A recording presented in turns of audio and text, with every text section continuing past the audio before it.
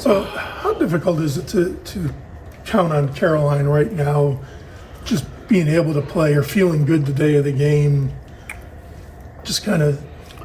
I think it's a slow process, First thing was, be cleared to, participate, and that was able to happen a little bit Monday. And then, the next thing is increase the amount of time that she's in practice, where she can do, all the contact, non-contact, everything that we do. And then start upping the number of minutes every game. So it was a good start Monday, and hopefully we can do a little bit more of that this weekend. I don't think there's any definitive, it's going to be this much time by this point in time. We just don't know, It's all going to depend on how she comes out of everything. But right now, I feel pretty good. She feels pretty good. So we'll just hold on to that for a while. What were your impressions of the game on Monday after watching the film? What were my impressions?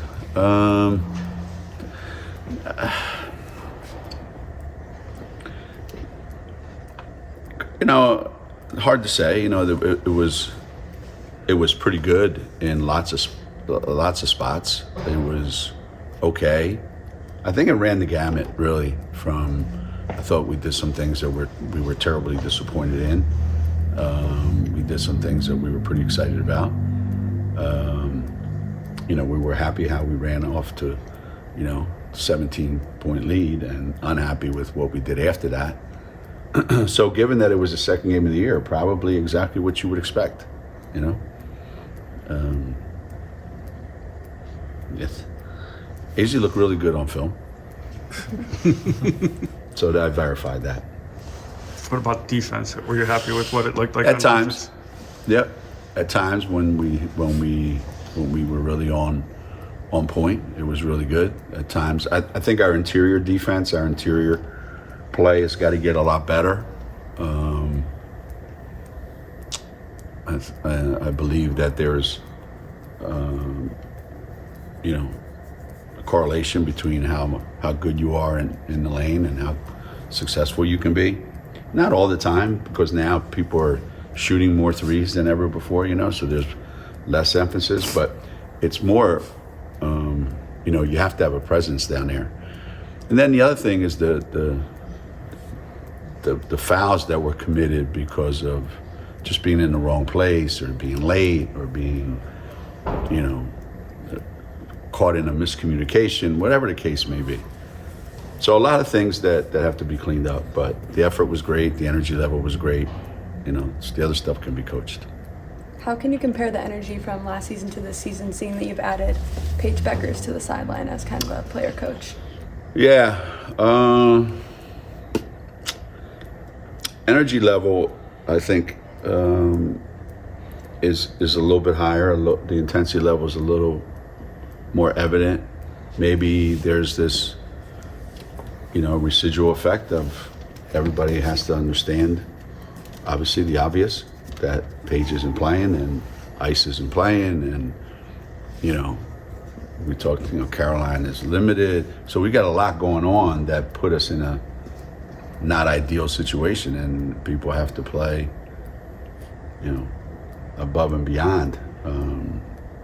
So maybe that's in the back of their mind, but it certainly shows, that there's a different defensive intensity, right now on the team. And I think that carried us a lot of times in that game Monday night. You said Mika's grown just maturity-wise. Is she attacking practice differently? I think she is. I mean, she still has her moments, but I think she is. I think there's a mature approach now that maybe wasn't that a couple years ago. Things that she used to do 6 times, we cut it down to 2 maybe. I don't know that we've eliminated any of that, but I believe there's a growing sense in, she knows what I want, and she knows what she has to do so that I get what I want. And again, she knows it, but she's an emotional kid who's pretty passionate, and sometimes those things get the best of her. But right now, she's pretty much the person that everyone gravitates to, and that's a good thing. If you ask any of your point guards the past 30, 35 years about, playing point guard for you, to say, one of the things is the point guard takes responsibility for everything that goes wrong. How does Mika handle that from someone I think would have a hard time admitting she did something wrong that wasn't really her fault? She's actually better at that. She's actually better at taking responsibility for what somebody else did than taking responsibility for what she just did. So, if I comment on, what was that? And she'll say, that was my fault. She wasn't in the right place at the right time. That I should have called it out earlier or whatever, even though it wasn't her fault. Then when I say, what is that? When you run up and smack a kid in the middle of a 12-0 run to stop the momentum? That wasn't me, that was Lou. So she'll give you some response that, So she's very good at taking the hit for everybody else. Got to get to where she's a little bit more introspective, I think. NC State, is a much different team than last year. Just looking at the roster, what has stood out to you about kind of how they're playing and how that's different than what you saw in the Elite Eight last year? We were just talking about that. What's the big difference? One difference is the level of experience. They lost 3 kids that have played a lot of basketball. I think maybe 3 of them were all grads, so they've lost that part of it, but they've added a couple transfers that I think add a lot to what they're doing in terms of how they play and what they're trying to do and the kind of different kinds of offensive pressures that they put on you, and that hasn't changed much. I mean, I think Wes has a style of play and that he likes to coach, and they're pretty similar. I think they're, again, other than the experience factor of those kids that left, I don't see that much of a difference in them. They're still, the kind of team that you would expect to be around, late in the NCAA tournament. And looking back now, several months later, just what was that experience like to be part of that double overtime game? The whole scenario around those last four games, the Indiana game, the NC State game, the Stanford game, the championship game, all 4 of those games were the kind of games where you look back and you go, we very easily could have lost all 4 of those. We lost the last one, but any of the other 3 leading up to that game. And the NC State game, I didn't expect it to be that kind of a game. I didn't go in thinking we would lose, but I didn't think that both teams would play the kind of game that was played, and that it would, take 2 overtimes to settle it. But when you look back at it, both teams probably deserved to win that game. It's a shame one team didn't get a chance to go to the Final Four, and the other one did. Everybody made every play they had to make. Again, as it usually happens at that stage of the season, we had the ability to get Paige the ball, and she, was the biggest difference in that double overtime. But I haven't even watched the whole game yet. Even though I know the ending, I didn't want to watch it. I still thought, watching it, I thought we're going to lose today, even after we won it. So I don't watch the whole game yet. I don't want to see the ending yet. I'd have to watch that tomorrow or something. When you were talking about the team needing a stronger inside presence, is that more of a matter of consistency, or what will that come down to? I think so much of it is the understanding that this is what we're going to get every night. You know, this is how we're going to play every night. You know, these are the shots we're going to get. These are the shots we're going to take. You know, here's how we're going to defend. You know, it's and it's probably the best word is consistent. You're right. It's understanding that we're going to get that every single game that we play, and we don't have to worry about, you know. I thought we got bullied a lot in that game, you know, in the lane. I thought they were able to catch the ball and get shots up easily. And that's, you know, credit them, they did it, but that's a failure on our part to put up any kind of a fight in there. And the fact that I had to play Dorka 40 minutes is probably not great. You know, I don't think that should be commonplace, you know, at all.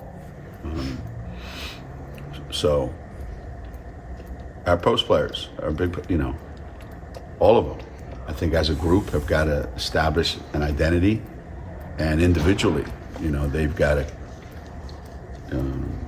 I think, see themselves as what's my best version of myself, and then I got to be that every night. You know, I thought we took some ill-advised shots. I don't think we shot the ball great from the free throw line. The one thing we did do well is at crucial times, you know, we drew big fouls on them, and we got some of their big guys in foul trouble. But I think going forward, it's going to take more than that, you know. And what I said at practice, I said, if we're going to go into every game asking one of our players to get 17 of our 20 points in the fourth quarter, I said we're just getting that much closer to losing to somebody. We can't depend on that every night. Are you seeing AZ coming into that best version of herself following the Texas game?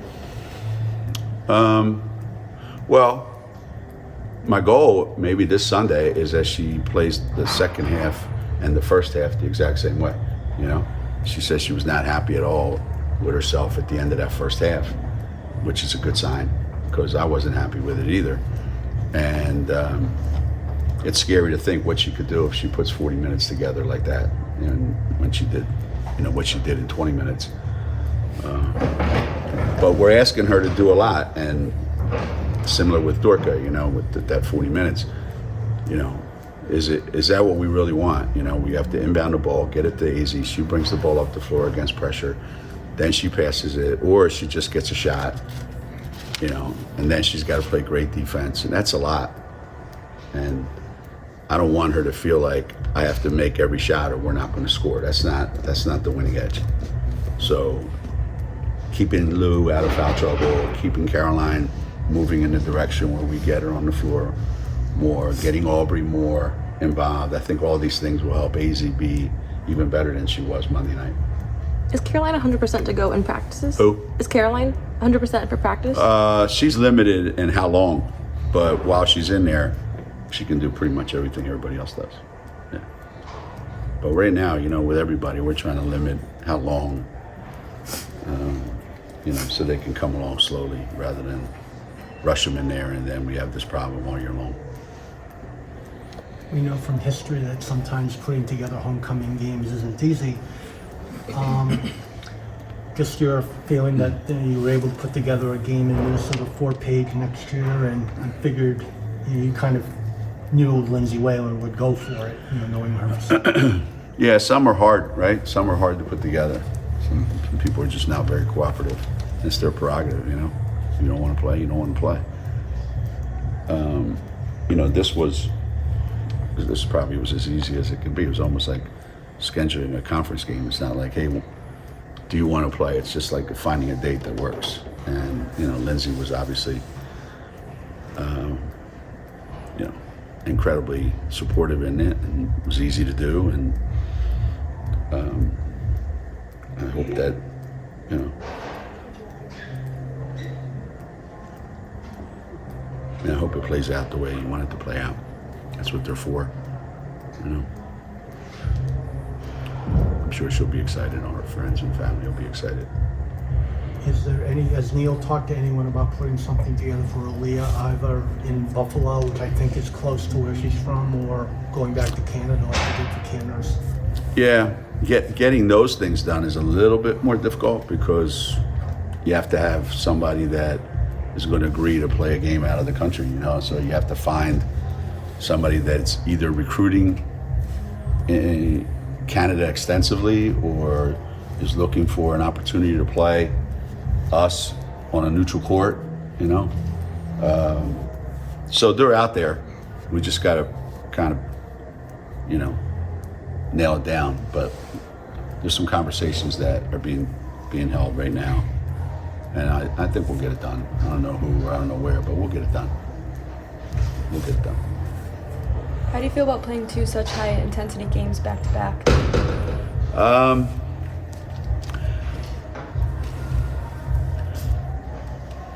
Our players like it, so I like it. I think they enjoy. Our fans like it. I think our fans wish we played, you know, number whatever we are. If we're number 5, 1 through 4, you know, like round robin with them first, and then everybody after that. So I like it. I like it because the players like it. I like it because the fans like it, and it's a game that the practices leading up to those games are always really, really intense because people know what the, you know, ramifications are. So it's a good thing. The more good teams on your schedule, the better, right? Wish they could be spread out a little more, but they're not. But teams in our league keep winning. Won't get any break in our league either, which is another really good thing. You know, it's probably the way it's supposed to be. If our league gets to be like it used to be back in the day when we had 10 teams in the top 25, we have to raise our donations to our budget. We're going to have to be buying a lot of games in November and December. Have you watched Creighton much? Or at all? Yeah, they've got all those guys back, you know. Yeah, they're good. They're really, really good. They were really good last year. Heck, you know, and they got all those kids back, and the way they play is fun to watch. And I think they got the confidence that kids get when they play. You know, when they get to that level for the first time ever, you know, then they're all coming back. And I often wonder what would have happened, you know, the year we went to the Final Four in '91, if we had everybody back the following year instead of losing, you know, Kerry and Laura, what that would have been like. You know, what kind of effect that has on kids. First time they ever get to that, you know, first time in the history of the program you get, you know, that had to be an incredible ride for them last year. Think about your team. What if you lost to Toledo? I mean, very easily. I think Caitlin Clark had the last shot against Creighton, right? Down 1? Probably. I mean, those games usually end up like that. Yeah, those games end up like that. You know, yeah, we're one missed free throw from Kerry away from losing that game, maybe, or one missed 3-point play Or from going. One decant, there's call. Yeah. And same thing in the regionals in Philly. You know, where an improbable bucket by Megan Patterson against Clemson to help us go to the Final Four. You know, those games, like the NC State game. I mean, they can go either way. You know, one possession sometimes is the difference between, you know, going to the Final Four and going home. You know, going to the regionals or, you know, going home again. That's the beauty of, you know, the NCAA tournament.